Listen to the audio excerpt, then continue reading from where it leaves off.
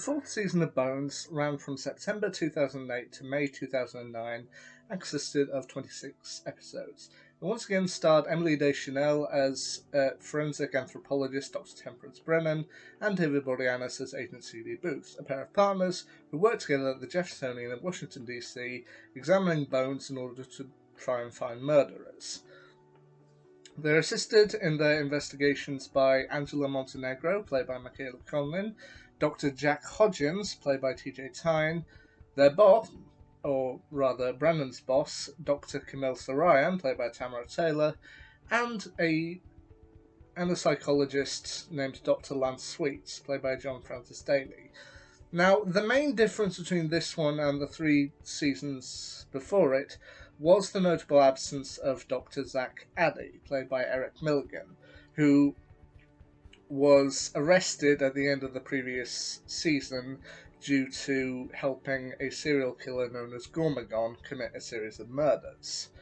Although Milligan would show up twice more in this particular season, once to help resume the case, and once in the final episode as part of a hallucination. So, with Zach now gone from the Jeffersonian team, apparently what they did on the show was they weren't quite sure how to replace him, so what they did was they brought in a series of squints in training, or interns, to which would try and help each of them with a case, and they would kind of circle around to see which ones worked best. And honestly, they did that for the remainder of the series, and honestly, I think a lot of them do very well. You've got interns played by Eugene Bird, who I recognise from Arrow, Ryan Cartwright, Michael Grant Terry, Carla Gallo, Joel David Moore, who I knew from Dodgeball and from the trailer for Gone, Pej Vedat, and Michael Badalucco.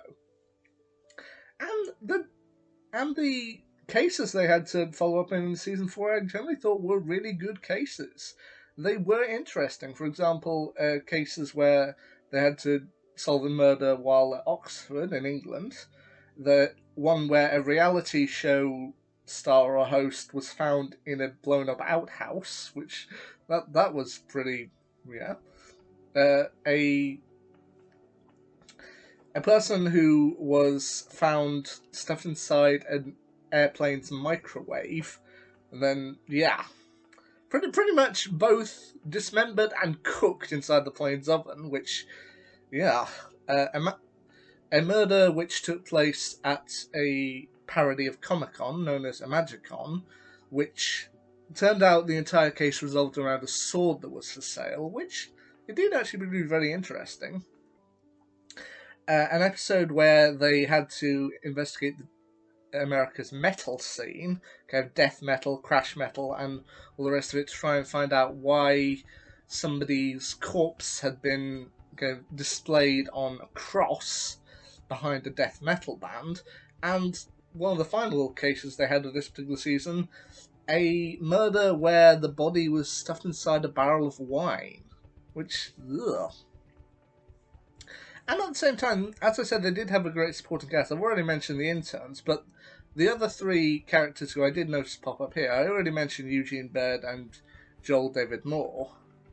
But the other 3 who I personally did recognise in here were, in the first 2 episodes where they're in London, we get an appearance, one of the intelligence agencies who they're working with, I think it's MI6, is played by Indira Varma, who you may remember as the failed Torchwood member from the first episode of Torchwood, Susie Costello, and also from Luther, where she played Zoe Luther, John Luther's wife.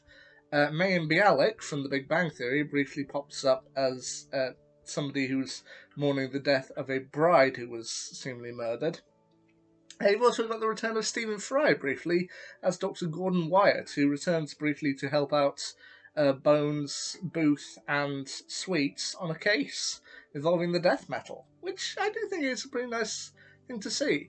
And I think overall this time around, my favourite episode of season 4 would probably be episode number 12, Double Trouble in the Panhandle, which showed Booth and Brennan joining a circus, which already is problematic enough due to Booth's dislike of clowns, but they end up joining in order to investigate the potential murder of a pair of conjoined twins. And they end up having to join the circus for this because they know if they go in as FBI or police, the circus staff won't talk to them. Circus communities are very close knit. But then I do think the ultimate way they find out how the twins died, I do actually think it is rather clever. Like, it was genuinely an accident, and they just didn't want to get everything mixed up. And honestly, I feel that does very well here.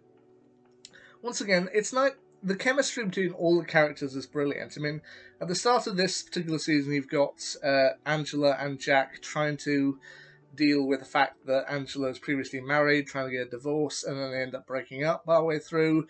Discover that Angela now is going back to an old girlfriend, and things get complicated there. And they really do work well. And even the final episode, which is supposed to be sort of like a hallucination for Booth, in which everything's slightly different, it all works out, I think, very well. So, yeah.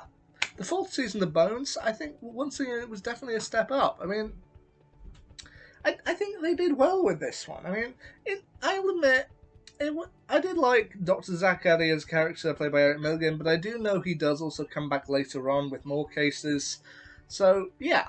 Once again, I'll give a round of applause to Bones Season 4, and I do think it's one that if you haven't seen Bones, I think you'll definitely like it up to this point. I'd love to see where they went further with it, and you know what? I'd say Bones Season 4, that's a thumbs up from me.